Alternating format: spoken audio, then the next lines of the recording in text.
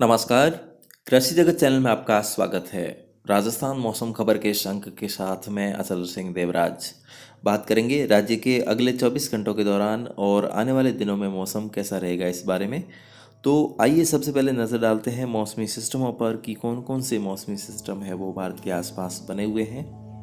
तो आप इस सैटेलाइट एनिमेशन 3D IR की इमेज के माध्यम से देख सकते हैं एक कमज़ोर पश्चिमी विक्षोभ जम्मू कश्मीर के इलाकों से आगे निकल रहा है। वहीं एक मजबूत पश्चिमी विक्षोभ इस समय अफगानिस्तान के क्षेत्रों तक आ पहुंचा है और इससे प्रेरित एक चक्रवाती औंक क्षेत्र राजस्थान के पश्चिमी इलाकों के आसपास बना हुआ है, जिसके प्रभाव से आज से ही हल्के बादलों की आवाजाही है वो पश्चिमी राजस्थान सहित कुछ दक्षिणी पूर्वी और उत्तरी राजस्थान के इलाकों तक देखने को मिलेगी। और आज मध्य रात्रि के आसपास से ही राजस्थान के इलाकों में घने बादलों की आवाजाही होगी और कल दोपहर के आसपास जैसलमेर और बीकानेर के इलाकों में बूंदाबांदी जैसा माहौल बन सकता है, लेकिन ये गतिविधियां हैं वो खास नहीं होगी। परंतु कल रात को बाड़मेर के जो उत्तर पश्चिमी भाग है वहां से लगा करके जैसलमेर के इलाकों और जोधपुर के फलोदी के आसपास के क्षेत्रों सहित बीकानेर और नागौर के खिमसर के आसपास क्षेत्रों में बारिश की गतिविधियां हैं वो शुरू होने की संभावना है। और 5 जनवरी को ही बारिश की गतिविधियों का दौर उत्तर पश्चिमी राजस्थान के इलाके श्रीगंगानगर, बीकानेर, हनुमानगढ़, नागौर और चूरू तक के क्षेत्रों के साथ साथ पूर्वी राजस्थान के भरतपुर, अजमेर और जयपुर संभाग के क्षेत्रों तक भी होने की संभावना है। और राजस्थान पर बने परिसंचरण तंत्र के प्रभाव से जो अरब सागर से भरपूर नमी मिलने के कारण संपूर्ण गुजरात और पूरे राजस्थान में बारिश की गतिविधियों का दौर रुक रुक करके 8 जनवरी तक चलने की संभावना है। और पहला जो पश्चिम विक्षोभ होगा उससे 4 से 6 जनवरी तक और दूसरे पश्चिम विक्षोभ से 7 और 8 जनवरी को बारिश की गतिविधियां होने की संभावना है। और संपूर्ण राजस्थान के इलाकों में एक बार अच्छी मावठ की बारिश होने की संभावना है वो बनती हुई नजर आ रही है। और 5 जनवरी को जोधपुर, नागौर, भीलवाड़ा, अजमेर, टोंक, चूरू, सीकर, झुंझुनू और जयपुर के इलाकों में मेघ गर्जना के साथ ओलावृष्टि होने की भी संभावना बनती हुई नजर आ रही है।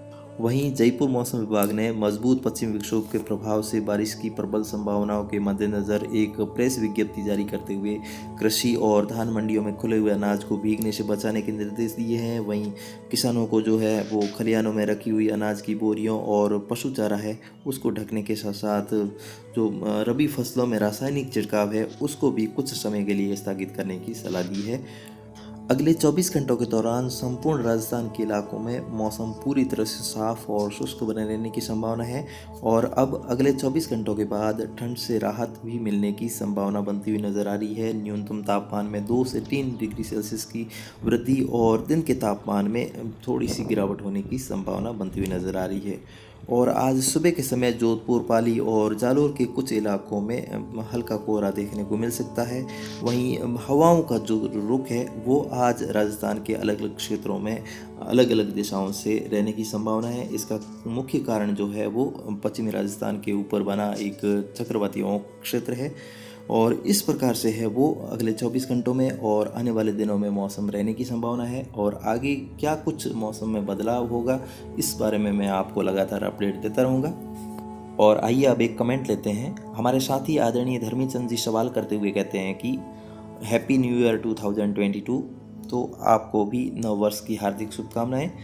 और आगे लिखते हैं कि कोऑपरेटिव संस्था वाले यूरिया का 270 रुपये ले रहे हैं और साथ में 240 रुपये की नैनो यूरिया लिक्विड की शीशी देकर के छिड़काव करने के लिए कह रहे हैं। तो इनका कहना है कि इससे क्या फ़ायदा होगा।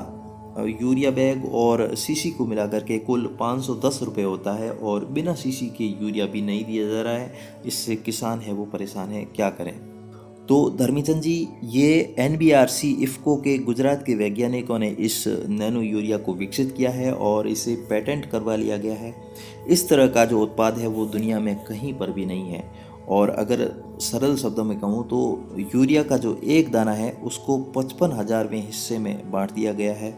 ये गजब की टेक्निक है और इफ़को जो है इसका प्रचार करने के लिए किसानों को यूरिया के साथ में दे करके फसलों पर छिड़काव करने के लिए कह रहे हैं। तो अगर आप 2 से 4 ml दवा को प्रति लीटर पानी के हिसाब से फसल के फूल आने के समय छिड़काव करते हैं तो आपको बेहतरीन रिजल्ट मिलते हैं। बस समस्या ये है कि किसानों के पास जो छिड़काव करने का जो संसाधन है वो उपलब्ध नहीं होने के कारण किसान परेशान हैं, छिड़काव नहीं कर पाते हैं।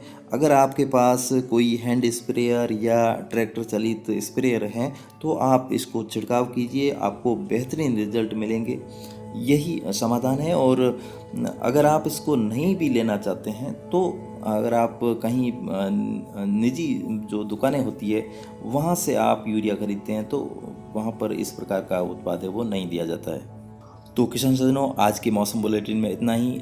अगले बुलेटिन में आपसे फिर होगी मुलाकात, तब तक नमस्कार। तो दोस्तों, चैनल को सब्सक्राइब करने के लिए सब्सक्राइब के लाल बटन को दबाकर घंटे पर क्लिक करें और ऑल दबाएं ताकि आपको आने वाले वीडियो के नोटिफिकेशन मिलते रहें। तब तक के लिए